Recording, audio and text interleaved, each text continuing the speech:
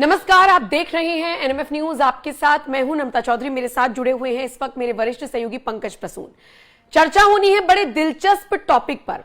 आज बात करेंगे सीजेपी के फाउंडर अभिजीत दीपके के पेरेंट्स की, जो कह रहे हैं कि हम तो समझा रहे हैं सबको कि सब वापस चले जाएं। अभिजीत दीपके के विचारों से भी पेरेंट्स ही सहमत नजर नहीं आ रही हैं। मराठी में उन्होंने ये इंटरव्यू दिया है एक लीडिंग न्यूज चैनल को, और वो जो कुछ भी बोल रहे हैं आज हम उसी को डिकोड करेंगे, उसका ट्रांसलेशन आपको बताएंगे और फिर ये समझाएंगे कि जो अभिजीत दीपके अमेरिका से बैठकर एक सरकास्टिक वे में एक मूवमेंट शुरू करता है, वो सोशल मीडिया तक तो ठीक थी, लेकिन ग्राउंड जीरो पर उसका कोई असर नजर नहीं आया। 2 करोड़ सब्सक्राइबर्स, लेकिन जमीन पर आए 2000, और 2000 में भी आगे पीछे हो सकते हैं, हो सकता है मैं ज्यादा ही बता रही हूं।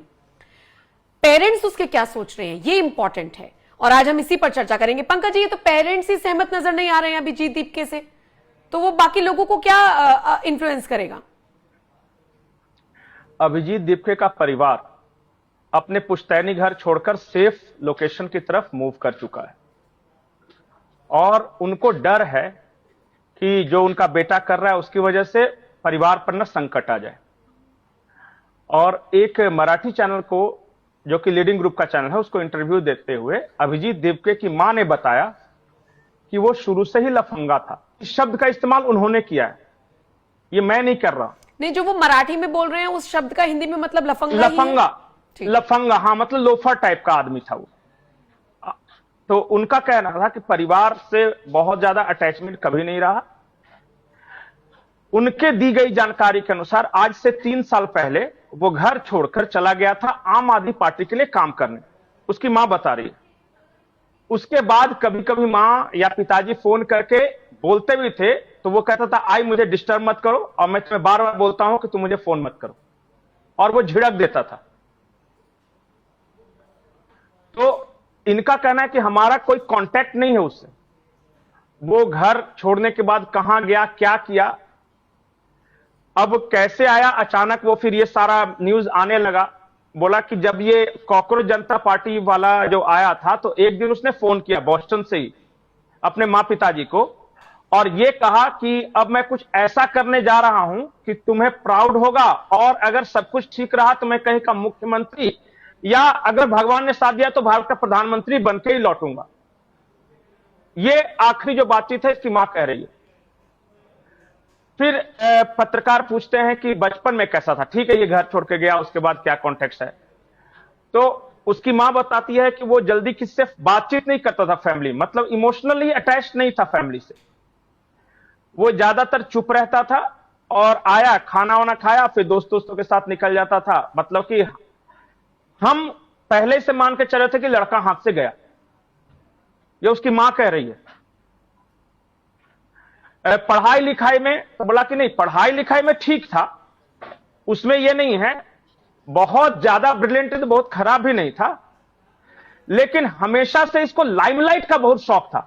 जैसे दोस्तों में भी क्या करता था कि इसको लगता था कि सब इसके बारे में बात करे, इसकी तारीफ करे, मतलब वो सेल्फ सेंटर्ड टाइप का आदमी था। सेल्फ सेंटर्ड होते हैं कुछ लोग। हाँ, कुछ लोगों को लगता है कि हमेशा मतलब कि हमेशा न्यूज में बने रहें, सब कोई उनकी तारीफ करें, तो इस तरह के मतलब इसका शुरू से था।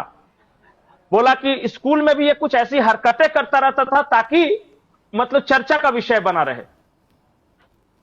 और फिर बता ही रही है कि ना कोई फाइनेंशियली हमसे कुछ लेना देना था, ना कुछ कांटेक्ट था, वो चला गया अचानक।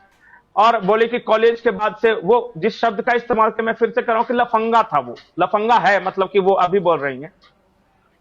तो उसका परिवार की भी यह हालत है। और अभिजीत दीपके ने जो कुछ किया उसके बाद उनको लगता है कि उसका जो परिवार के बाकी सदस्य हैं उनकी सिक्योरिटी खतरे में आ गई है, तो इस वजह से वो कहीं मूव कर गए हैं। अब किसी को जानकारी भी नहीं दी कि कहां गए हैं। हो सकता लेकिन है ये बात कल अभिजीत दीपके ने भी रिपीट की है कि फैमिली को परेशानी हो रही है, तो थोड़ी सी दिक्कतों का सामना करना पड़ रहा है। मैं उनसे मिलने के लिए जा रहा हूं 1 साल बाद। अच्छा, 1 साल बाद मिलने के लिए जा रहे। सोचिए कि घर का लड़का है और बूढ़े मां बाप हैं। सबसे पहली जिम्मेदारी परिवार, जिन्होंने आपको जन्म दिया। जब बेटे का कर्तव्य आप निभा लेते हैं तब समाज, जो आसपास रहते हैं, अगर वहां से आप पढ़े तब आप देश की बात कीजिए। पता चला घर में बूढ़े माँ बाप को भूखा छोड़ रखा है और कह रहे हैं कि हम देश में क्रांति करेंगे। ऐसा नहीं होता। रिस्पॉन्सिबिलिटी सबसे बड़ी चीज है। और जो इंसान इतना इरेस्पॉन्सिबल हो अपने पीयर ग्रुप के प्रति, अपने घर के प्रति, अपने परिवार के प्रति, आपको लगता है कि वो देश संभाल लेगा? पर ये तो उन जेंजी जो सड़कों पर थे कल, चाहे वो 1000 हो चाहे वो 2000 हो, उन्हें एक बार सुन लेना चाहिए ना पेरेंट्स के इंटरव्यू को। और वैसे भी बहुत जगह तो पेरेंट्स ने इंटरव्यू दिया नहीं है। आप जब यूट्यूब पर डाल रहे हैं अभिजीत दीप के माता पिता, वो इकलौता एक ही इंटरव्यू खुलकर आ रहा है, तो जेंजी को वो भी सुनना चाहिए था ना। नहीं, एक और आया है जो कि एक पत्रकार हैं, वो पूरी तरह वो बता रहे हैं कि उसकी family life right from the childhood student to party founder, वो पूरा ये कह रहे हैं। 18 मिनट का वो पूरा ये वीडियो है।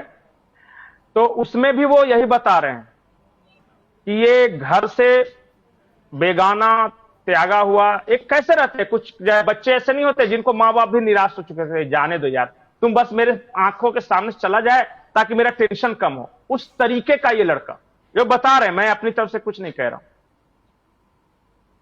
अब ठीक है, कभी कभी ऐसा होता है कि जो शुरुआत में लफंगा रहता है बाद में बहुत बड़ा जिम्मेदार व्यक्ति बन जाता है।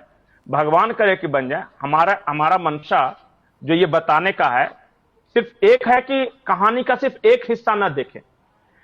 बॉस्टन यूनिवर्सिटी, कॉकरोच जनता पार्टी, लाइमलाइट, तो पता चला कि आंदोलन, ये सब तो सब जानता है, लेकिन वो व्यक्ति पर्सनली कैसा है वो तो उसके माता पिता ही जानते हैं।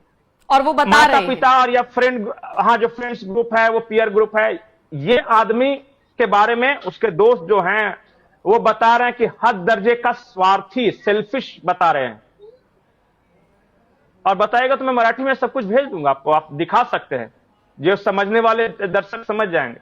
लेकिन एक इंटरव्यू नहीं दिखा सकेंगे, वो जो बड़े चैनल का है कॉपीराइट इशू की वजह से, जिसमें उनकी मां कह रही है। ठीक है, आप में से कोई भी दर्शक चाहे तो वो जाके देख सकते हैं। मेरा सिर्फ इतना कहना है कि घर का एक लफंगा जो बिल्कुल इरेस्पॉन्सिबल नहीं हो, जो सेल्फ सेंटर्ड हो, जिसको हमेशा अपनी तारीफ चाहिए, जो हमेशा लाइमलाइट में रहना चाहता हो, जो दोस्तों का भी नहीं हो, किसी का भी नहीं हो। एक इंसान की पहचान इस बात से होती है कि उसके दोस्त कितने पुराने हैं। अगर मान लिया कि मैं एक ऐसा व्यक्ति हूं कि जिसके बचपन के भी दोस्त कांटेक्ट में हैं, कॉलेज के भी दोस्त कांटेक्ट में हैं, काम करने वाले भी आज से 5 साल 7 साल पहले कांटेक्ट में थे, इसका मतलब मैं अच्छा आदमी। फ्रॉडिया वो होता है जो पीछे के सारे को छोड़ता जाता है। नहीं, वैसे यहाँ इस बात में मैं इत्तेफाक इसलिए नहीं, मैं किसी के बारे में नहीं बोल रहा, मैं अपने बारे में बोल रहा हूं। नहीं, ऐसे तो पंकज जी मैं कैसे इस बात को मान लूं? नहीं है कांटेक्ट, लोगों के रिश्ते छूटते चले जाते हैं, दोस्त छूटते चले जाते हैं। अगर आप अभिजीत दीप के संदर्भ में ये बात करेंगे तो मैं समझ सकती हूँ एक बार को, लेकिन किसी के बारे मान लिया कि आपके दोस्त अगर सिर्फ नए लोग हैं जो ताजा कांटेक्ट में आए हैं, सिर्फ वही दोस्त हैं और पुराने वाले सारे आपको भूल गए।